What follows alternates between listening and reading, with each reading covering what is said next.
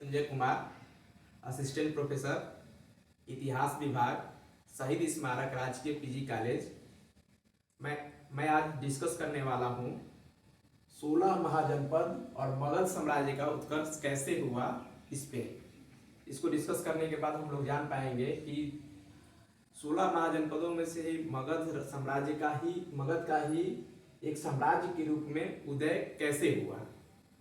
सबसे पहले जब वैदिक काल समाप्त होता है, करीब 600 ईसा पूर्व के आसपास में भारत में दूसरा नगरीकरण कहते हैं उसको। दूसरे नगरीकरण की प्रक्रिया के बाद भारत में 16 महाजनपदों का उदय हुआ, जिनमें कुरु, पंचाल, सुरसेन, मत्स्य, अवंती, कौशल, चेदी, वत्स, अंग, काशी, अस्मक। दक्षिण भारत के दक्षिणी भाग में जो महाजनपद था अस्मक था, कंबोज पश्चिमोत्तर और गांधार पश्चिमोत्तर में। हमको इसके बारे में महाभारत में भी इसका वर्णन मिलता है।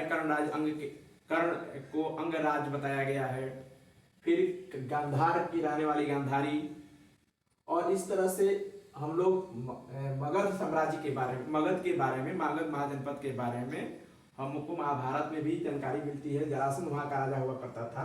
इसके अलावा जैन साहित्य, भगवती सूत्र और अंगुत्तर निकाय, महावस्तु से भी इस काल के बारे में, 16 महाजनपदों के बारे में जानकारी मिलती है। फिर प्रारंभिक सिक्के जो भारत में कहे जाते हैं, प्रारंभिक सिक्के पंचमार्क क्वाइन इस काल के सिक्के हैं जो पुरातात्विक स्रोत के बारे में जानकारी देते हैं।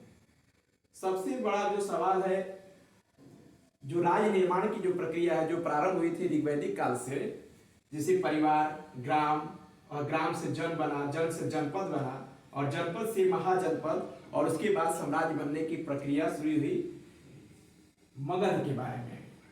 मगध, इमरजेंस ऑफ मगध साम्राज्य, मगध साम्राज्य का उदय क्यों हो पाया, क्यों ये साम्राज्य के रूप में विकसित हुआ, उसके विभिन्न कारण बताए जाते हैं।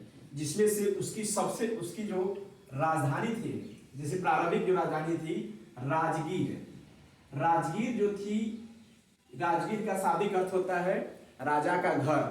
राजगीर 3 तरह से पहाड़ियों से घिरी हुई थी, और जो एक किला का निर्माण करती है, जो बाहर से आक्रमण करने वाले हैं उस पर आक्रमण नहीं कर पाएंगे, वो सुरक्षित थे। और दूसरी जो राजधानी उसकी बनती है पाटलिपुत्र, वो भी 3 नदियों के जल के संगम पे स्थित था, और इस तरह से वह जलदुर्ग का निर्माण करता था। दूसरा उसमें कारण